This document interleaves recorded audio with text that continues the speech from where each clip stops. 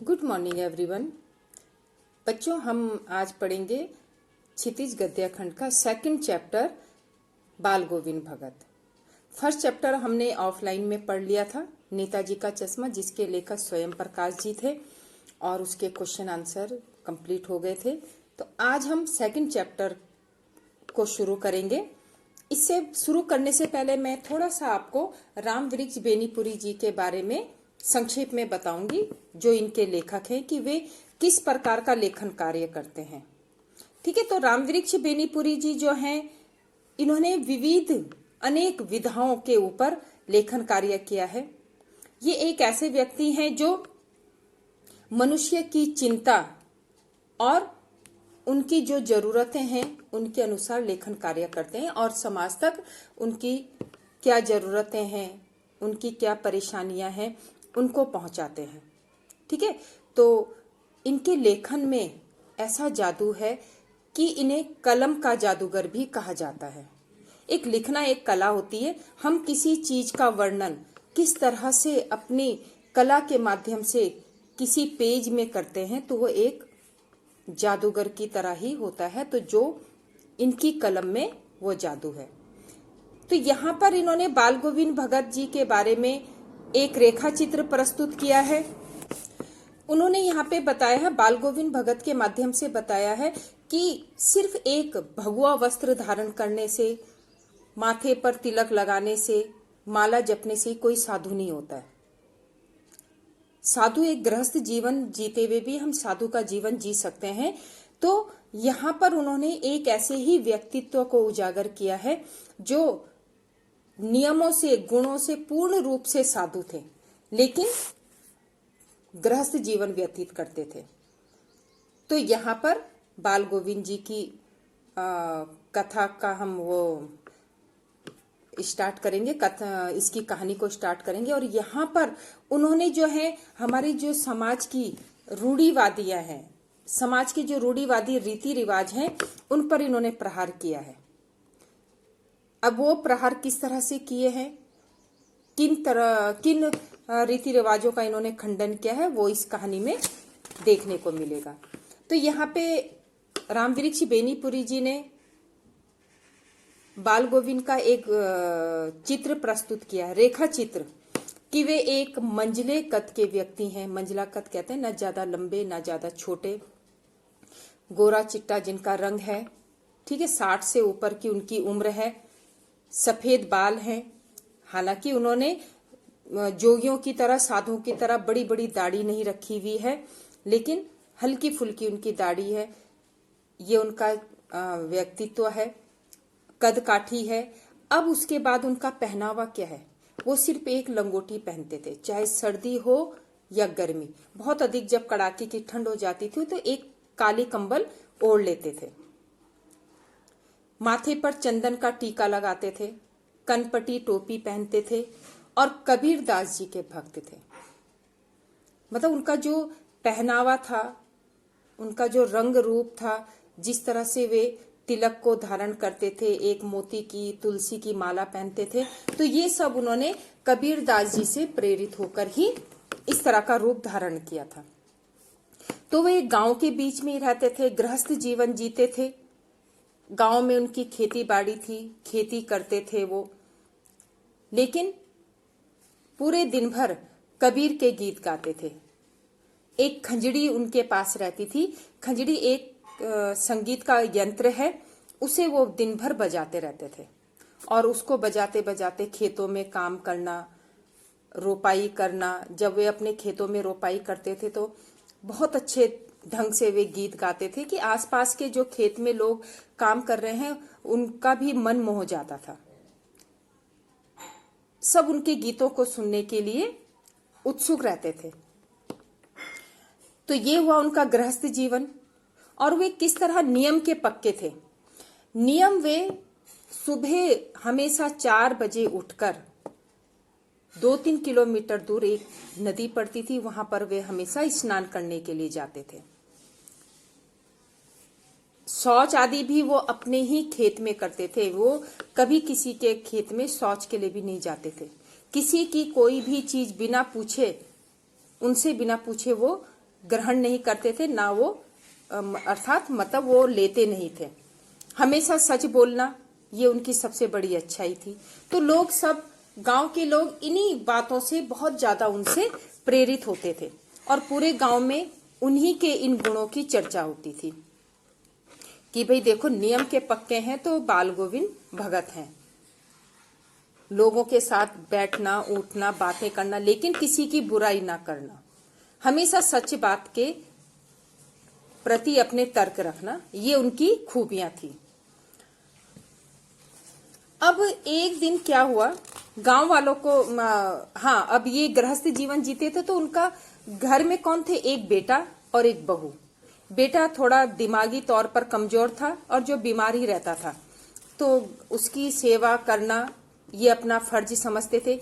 इनका मानना था कि जो दिमागी तौर पर थोड़ा कमजोर बच्चे होते हैं उनको ज्यादा अधिक प्यार की जरूरत होती है, अधिक केयर की जरूरत होती, तो वे उसका बहुत ज्यादा ध्यान रखते थे।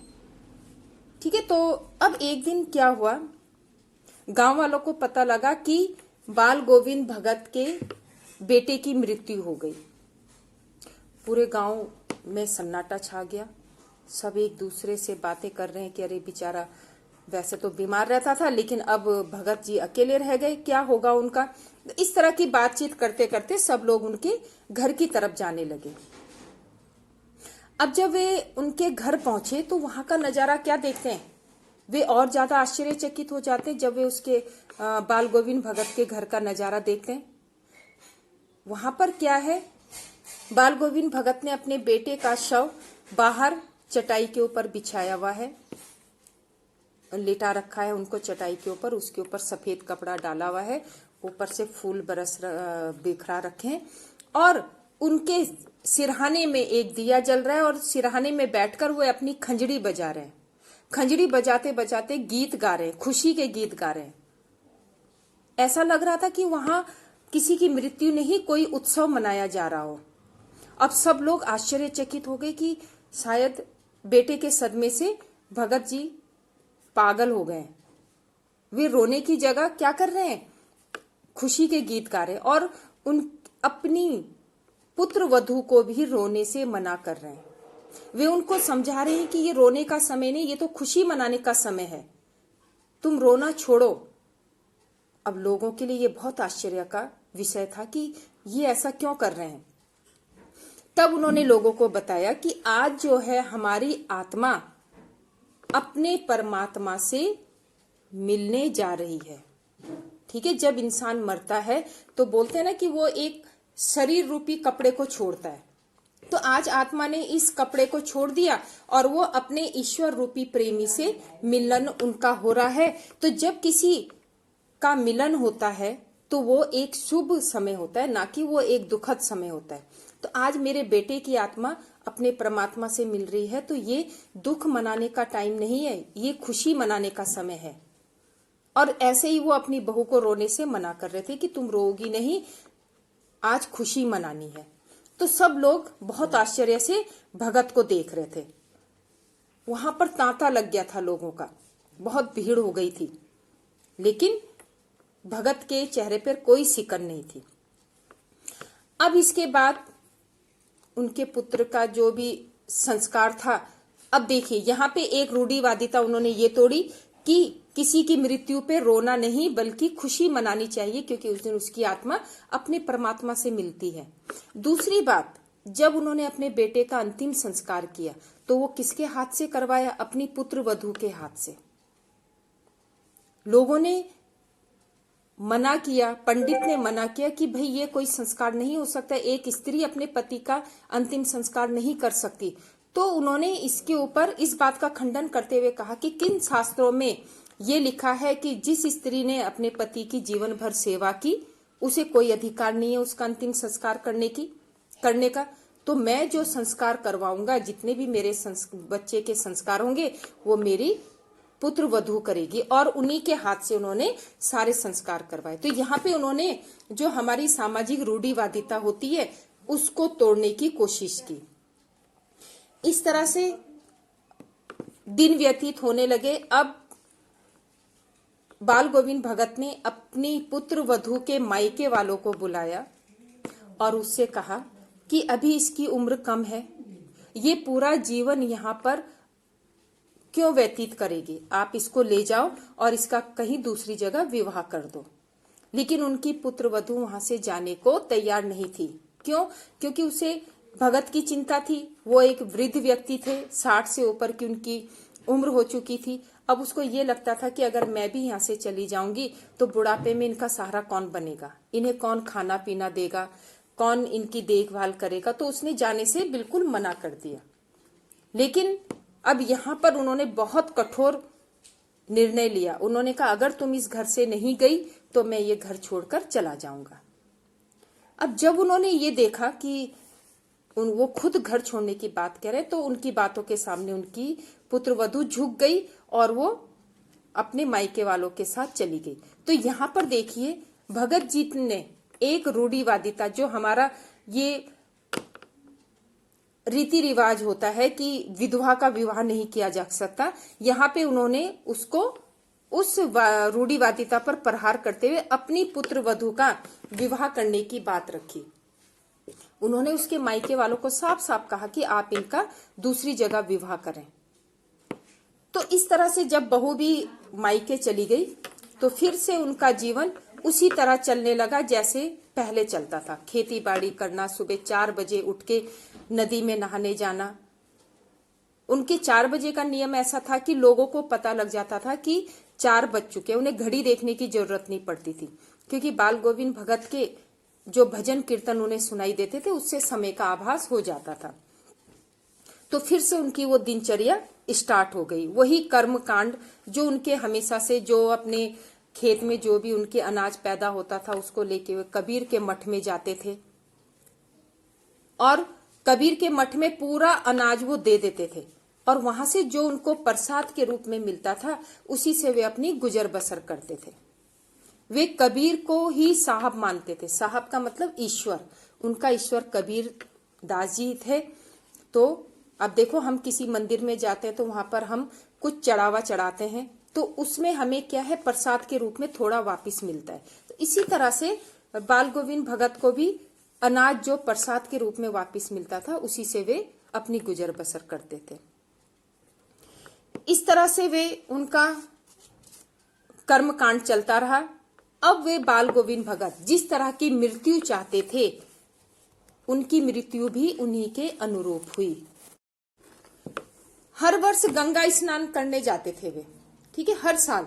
तो स्नान में उनकी उतनी आस्था नहीं जितनी संत समागम और लोक दर्शन पर। वे हमेशा गंगा स्नान के लिए जाते थे, लेकिन उनका मेन मकसद था कि संतों से मिलना, सनातन धर्म का ज्ञान लेना।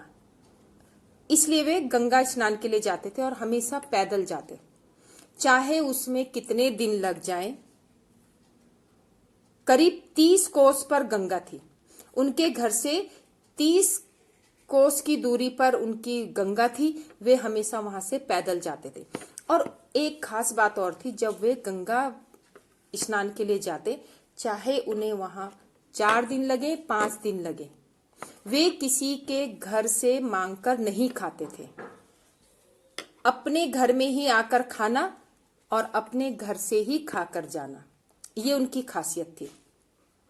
ऐसा नहीं था कि वो साधु का रूप धारण कर रखा है तो चले गए रास्ते में, 2 दिन हो गए तो चलो किसी से मांग लिया जाए। नहीं, उन्होंने कभी किसी से भिक्षा नहीं मांगी।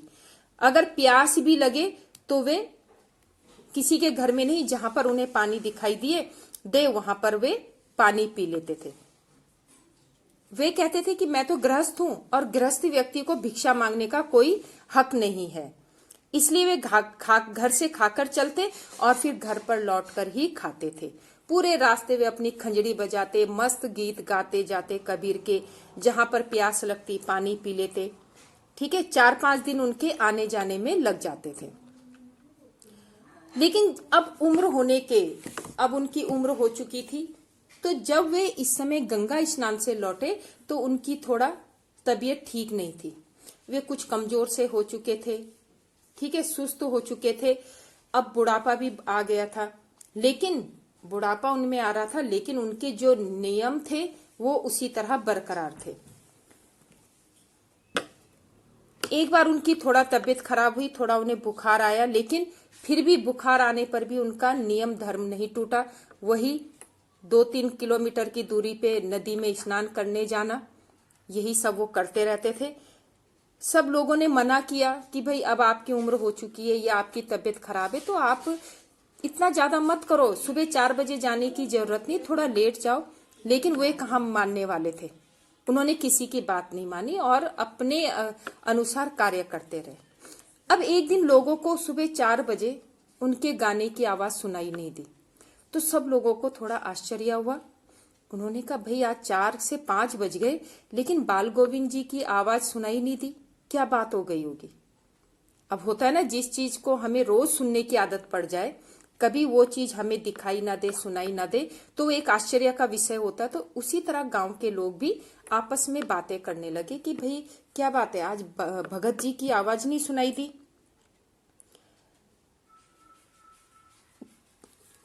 तो जब सब उनके घर पहुंचे तो देखा कि जैसे कोई माला टूट गई हो और उसका दाना दाना बिखर गया हो। अर्थात लोगों ने उनके घर जाकर देखा तो भगत जी मृत शरीर, भगत जी का मृत शरीर वहां पड़ा हुआ है।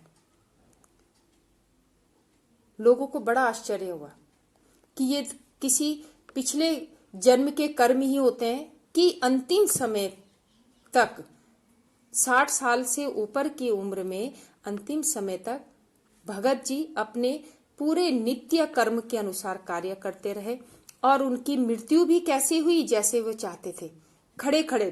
कल के दिन तो वो अच्छी तरह गाना गाते हुए स्नान करने गए, पूरे दिन उन्होंने खेती की, शाम को लोगों के साथ बातचीत की और सुबह के समय उनके प्राण पखेरु उड़ गए। तो इस तरह से रामवृक्ष बेनीपुरी जी ने ये बाल गोविंद भगत के चरित्र का वर्णन किया है।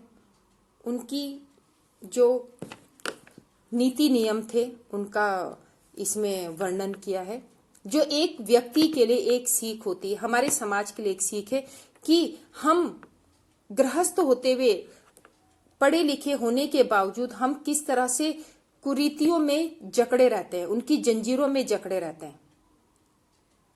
लेकिन एक बाल गोविंद भगत जी थे जो बिल्कुल साधु का जीवन जीते थे, गृहस्थ जीवन जीते थे, लेकिन उन्होंने सामाजिक कुरीतियों में अपने आप को कभी नहीं जकड़ा, उनका विरोध किया। तो ये चीजें हमें उनसे सीखने को मिलती हैं।